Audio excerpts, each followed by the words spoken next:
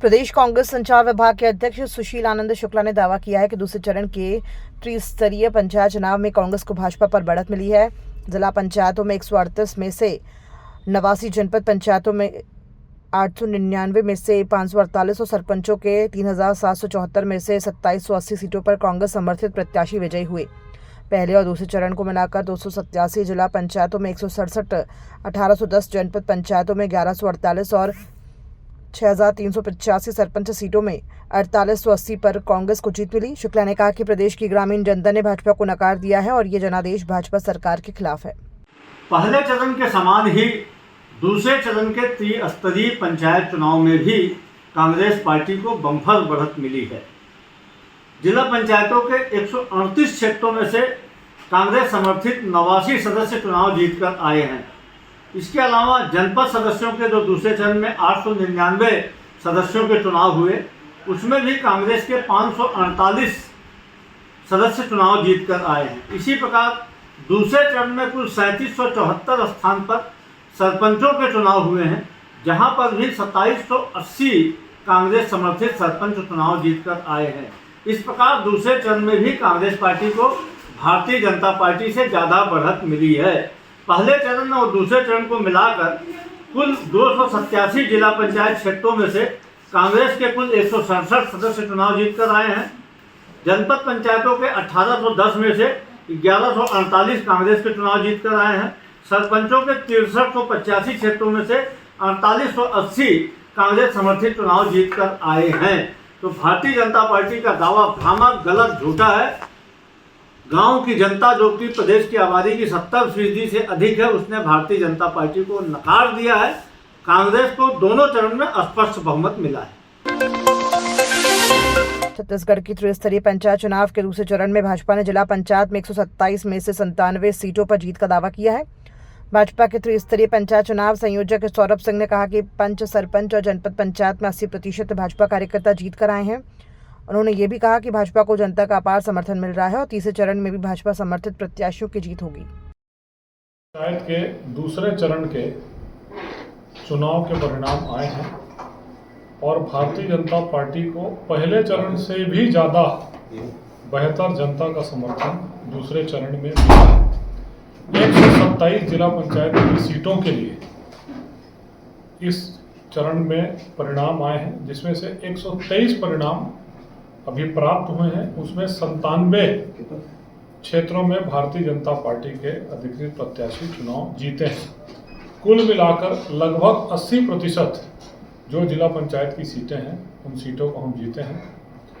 दूसरे चरण के मतदान के बाद ही 10 जिला पंचायत ऐसी हैं जिसमें भारतीय जनता पार्टी का बहुमत प्राप्त हो गया है अपने अधिकृत प्रत्याशियों के बदौलत। इसी प्रकार इस चरण में जो जनपद पंचायत की सीटें थीं, उन सीटों पे जनपद पंचायतों में भी लगभग 80% जनपद पंचायतों में भारतीय जनता पार्टी के अध्यक्ष बनेंगे।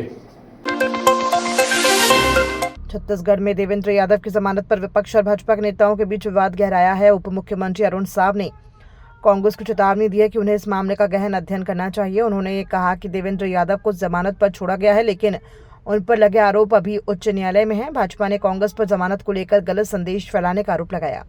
कांग्रेस पार्टी को न कानून मालूम है, न संविधान मालूम है, और मालूम है तो उसे तोड़ मरोड़ करके प्रस्तुत करते हैं। न्यायालय से देवेंद्र यादव बाइज्जत बरी नहीं हुए हैं। न्यायालय ने उन्हें अभी जमानत दी है, मामला चलेगा और इसलिए ये न्यायालय का विशेषाधिकार होता है जमानत देना या नहीं देना, पर अभी केवल जमानत मिली है। इस आधार पर ये कहना कि निर्दोष साबित हो गए हैं गलत है।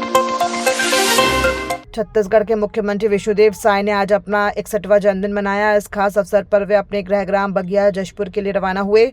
मुख्यमंत्री ने मीडिया से बातचीत करते हुए बताया कि वे वहां अपनी माता से आशीर्वाद लेंगे और कार्यकर्ताओं के साथ सत्यनारायण कथा का श्रवण करेंगे।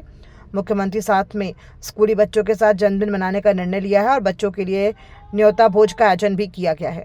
आज हमारा जन्म दिवस है और हर साल हम अपने जन्मदिन पर अपने गांव में माता जी का आशीर्वाद लेते हैं और परिवार और गांव वालों के साथ और कार्यकर्ताओं के साथ श्री सत्यनारायण व्रत कथा सुनते हैं और आज हम गांव जा रहे हैं माता जी का आशीर्वाद लेने। सर, विदेशी फंडिंग को लेकर मुख्यमंत्री विष्णुदेव साय ने छत्तीसगढ़ के एनजीओ पर गंभीर आरोप लगाए हैं। उन्होंने कहा कि इन एनजीओ द्वारा विदेशी सहायता का दुरुपयोग किया जा रहा है, खासकर हेल्थ और एजुकेशन के नाम पर धर्मांतरण का खेल चल रहा है, जो बिल्कुल गलत है और इसे बंद किया जाना चाहिए। अब हम कई बार बोल चुके हैं कि कई ऐसे एनजीओ हैं जो हेल्थ एजुकेशन के नाम पर विदेशी सहायता लेते हैं, लेकिन उसका कहीं ना कहीं दुरुपयोग होता है। हेल्थ एजुकेशन के आड़ में धर्मांतरण का खेल होता है, जो कि उचित नहीं है और ये बंद होना चाहिए। छत्तीसगढ़ के उप मुख्यमंत्री अरविंद साव ने त्रिस्तरीय पंचायत चुनाव को लेकर कांग्रेस पर निशाना साधते हुए कहा कि कांग्रेस की बुरी हार होने जा रही है। उन्होंने दावा किया है कि भाजपा के अधिकृत प्रत्याशी जनपद और जिला क्षेत्रों में विजयी हो रहे हैं। साव ने कहा कि कांग्रेस की नगरीय निकाय में दुर्गति हुई है और अब गांवों में भी कांग्रेस को हार का सामना करना पड़ेगा। उन्होंने आरोप लगाया कि कांग्रेस नेता झूठे और खोखले दावे कर रहे हैं, जिन पर कोई विश्वास नहीं कर रहा है।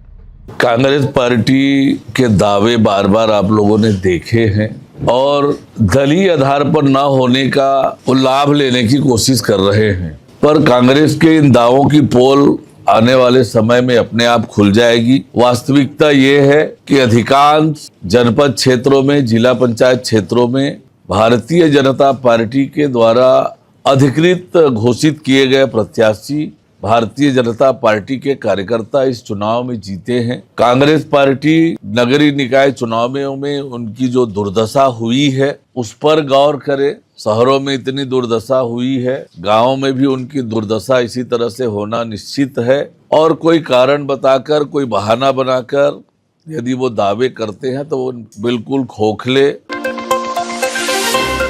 उप मुख्यमंत्री अरविंद साव ने आज रायपुर में पत्रकारों से चर्चा करते हुए कहा कि भारत में विदेशों से ऐसी राशि संस्थाओं को आती रही है जो देश विरोधी और अवैध धर्मांतरण का काम करती है। उन्होंने कहा कि प्रधानमंत्री नरेंद्र मोदी के शासन में इन संस्थाओं पर लगातार कार्रवाई की गई है। उन्होंने ये भी कहा कि जहां जहां अवैध धर्मांतरण हो रहा है वहां निश्चित रूप से कार्रवाई होनी चाहिए।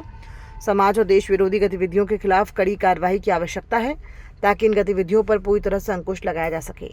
बार बार ये तथ्य आते रहे हैं देश के सामने कि विदेशों से राशि अनेक ऐसी संस्थाओं को आती है जो धर्मांतरण से संबंधित काम करती है, देश विरोधी काम करती है। ऐसी संस्थाओं की उन पर लगातार कार्यवाहियां हुई भी है देश में प्रधानमंत्री माननीय नरेंद्र मोदी जी के बनने के बाद, और अभी भी जहां कहीं भी होगा निश्चित रूप से उस पर कार्यवाही करनी चाहिए, रोक लगे ये आवश्यक है। देखिए, ऐसी जो कार्यवाही जो समाज विरोधी है, देश विरोधी है, उन पर कार्यवाही निश्चित रूप से होनी चाहिए और हो रही है और होगी भी।